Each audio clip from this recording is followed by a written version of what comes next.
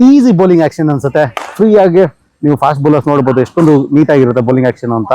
So ಅದೇನೇ ಇದ್ರು right hand ಮತ್ತೆ left hand, right side body left side body coordination ನೀಟಾಗಿ ಆಗಬೇಕಾಗುತ್ತೆ.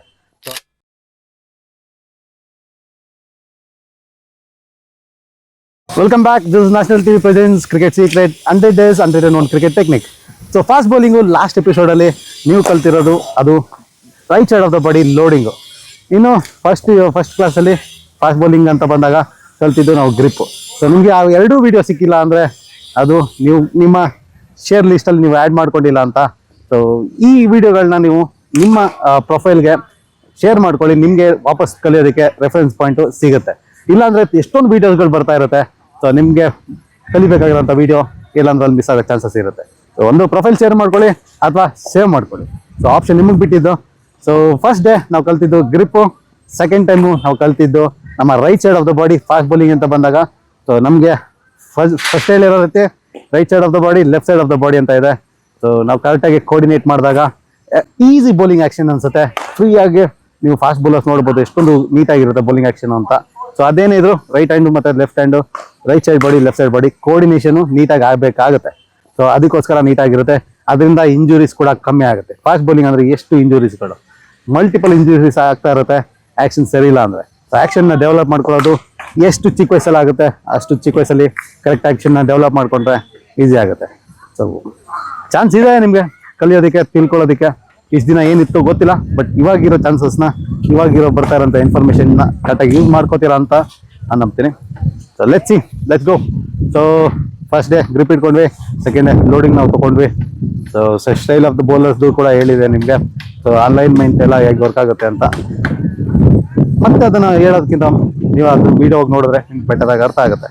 ಸೊ ಸ್ಟ್ರೈಟ್ ಅವೇ ನಾವು ನಮ್ಮ ಲೆಫ್ಟ್ ಸೈಡ್ ಆಫ್ ದ ಬಾಡಿನ ಆ್ಯಡ್ ಮಾಡ್ತಾ ಹೋಗೋಣ ಈಗ. ಸೊ ಇಲ್ಲಿ ಬಂದಿದ್ವಿ ಲೋಡಿಂಗಲ್ಲಿ. ಸೊ ನನ್ನ ಸ್ಟೈಲ್ ಯಾವ ರೀತಿ ಇದೆ, ಸೈಡ್ ಆನ್ ಇರಲಿ, ಸೆಮಿ ಸೈಡ್ ಆನ್ ಇರಲಿ, ಫ್ರಂಟ್ ಆನ್ ಇರಲಿ, ನೀವು ಡಿಸೈಡ್ ಮಾಡ್ಕೊಂಡು ಇಟ್ಕೊಳ್ಳಿ. ಸೊ ಬ್ಯಾಕ್ ಫುಟ್ ಲ್ಯಾಂಡ್ವರೆಗೂ ಬಂದಿದ್ವಿ.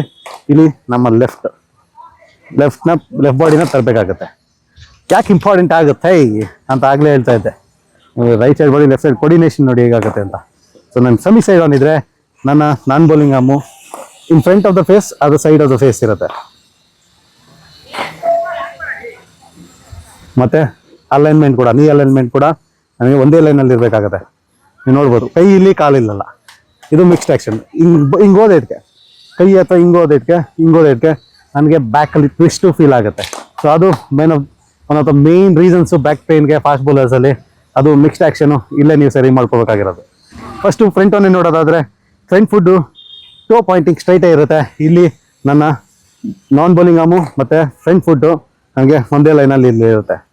ಇದಲ್ಲ ಅಥವಾ ಇದೂ ಅಲ್ಲ, ಒಂದೇ ಲೈನ್. ಸೊ ಇಲ್ಲಿ ನನ್ನ ಎರಡು ಶೋಲ್ಡರು ಅಲೈನ್ ಸೇಮ್ ಲೈನಲ್ಲಿ ಇರುತ್ತೆ. ಇದನ್ನು ಫ್ರಂಟ್ ಆನ್ ಅಂತೀವಿ. ಸೊ ಇಲ್ಲಿ ಹೀಗೆ. ಸೊ ಇನ್ನು ಸಮ್ಮಿಗೆ ಇಲ್ಲಿ ನೀವು ಬಂದರೆ ಮಿಡ್ ವೇ ಇರುತ್ತೆ. ಇಲ್ಲೂ ಫೇಸಿಂದ ಒಳಗಡೆ ಅಥವಾ ಆಚೆ ಎರಡು ಕಡೆ ನೋಡ್ಬೋದು. ಇಲ್ಲಿ ಇಷ್ಟು ಡಿಫ್ರೆನ್ಸ್ ಆಗುತ್ತೆ. ಬಟ್ ಈ ಎರಡು ಅಲೈನ್ಮೆಂಟು ನೀಟಾಗಿರಬೇಕಾಗುತ್ತೆ, ಜೊತೆಗೆ ವರ್ಕ್ ಆಗಬೇಕಾಗುತ್ತೆ. ಇನ್ನು ಸೆಮ್ಮಿಗೆ ಹೋದರೆ, ಇನ್ನು ಸೈಡ್ ಆನ್ಗೆ ಹೋದರೆ ಬ್ಯಾಕ್ ಫುಟ್ ಲ್ಯಾಂಡಿಂಗ್ ಇದು ಸೈಡ್ ಆನು ನನಗೆ ಇಲ್ಲಿ ಕವರ್ ಆಗುತ್ತೆ. ಕಂಪ್ಲೀಟ್ ಓವರ್ ದ ಶೋಲ್ಡರ್ ನೋಡ್ತಾ ಇರ್ತೀನಿ. ನಾನು ಅಲೈನ್ ನೋಡ್ಬೋದು, ಕಂಪ್ಲೀಟ್ ಸೈಡ್ ಆನ್ ಇದ್ದೀನಿ. ಇಲ್ಲಿಂದ ಆಚೆ ಹೋಗುತ್ತೆ. ಇನ್ನೊಂದ್ಸರಿ ನೋಡ್ಕೊಳ್ಳಿ. ಫ್ರಂಟ್ ಆನ್ ಮುಂದೆ ನೀಟಾಗಿ ಎತ್ತಬೇಕಾಗತ್ತೆ. ಇದು ಬೇಡ, ನೀಟಾಗಿ ಎತ್ತಿ. ಸೆಮಿ ಇಲ್ಲೂ ಆಗುತ್ತೆ. ಸ್ಮಾಲ್ ಅಡ್ಜಸ್ಟ್ಮೆಂಟ್ ನಡೀತದೆ. Side on. ಸೊ ಇನ್ನು ಪ್ರೀ ಸೈಡ್ ಆನ್ ಅಂತಲೂ ಬರುತ್ತೆ. ಅದು ಈ ಸ್ಲಿಂಗಿ ಆ್ಯಕ್ಷನ್ ಇರುತ್ತಲ್ಲ, ಅವರಲ್ಲಿ ನೋಡಿರ್ತೀರ. ಸೊ ಅವ್ರು ಕೂಡ ಫಾಸ್ಟಾಗಿ ಆಗ್ತಾರೆ. So one of the main reasons ಕೂಡ ಫಾಸ್ಟಾಗಿ ಆಗೋದಕ್ಕೆ ಅದೇ ರೀಸನು. ಸ್ಲಿಂಗಿ ಆ್ಯಕ್ಷನು ಅದು ಪ್ರೀ ಸೈಡ್ ಆನ್ಗೆ ಹೋಗುತ್ತೆ. ಸೊ ಪ್ರೀ ಸೈಡ್ ಆನ್ ಅಂದರೆ ಇದು ಸೈಡ್ ಆನ್ ಆದರೆ ಇದು ಪ್ರೀ ಸೈಡ್ ಆನು.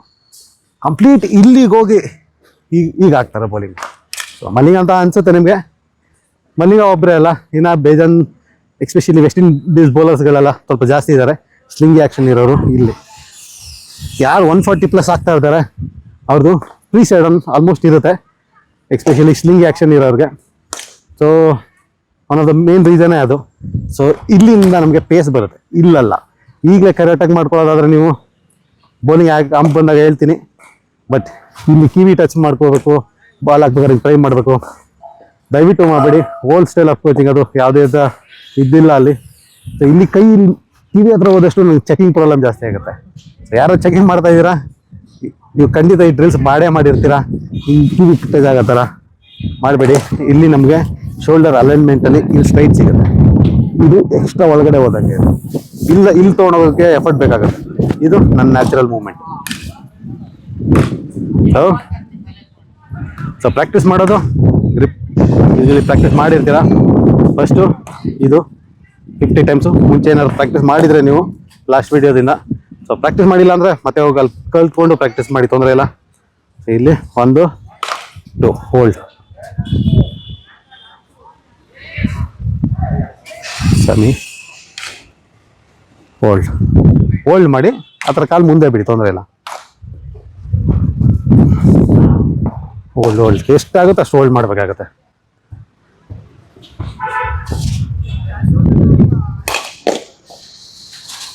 ಸೊ ಈ ಪೊಸಿಷನಲ್ಲಿ ಎಷ್ಟು ಟೈಮ್ ಸ್ಪೆಂಡ್ ಮಾಡೋಕ್ಕಾಗುತ್ತೆ, ಟೈಮ್ ಸ್ಪೆಂಡ್ ಮಾಡಿ. ಹಾಗೆ ಬರ್ತಾ ಇರೋ ವೀಡಿಯೋದಲ್ಲಿ ಹೀಗೆ ಬೌಲಿಂಗ್ ಆ್ಯಕ್ಷನ್ನ ಆ್ಯಡ್ ಮಾಡ್ತಾ ಹೋಗೋಣ, ಇಂಪ್ರೂವ್ ಆಗ್ತಾ ಹೋಗೋಣ. Good luck, all the best, see you next time.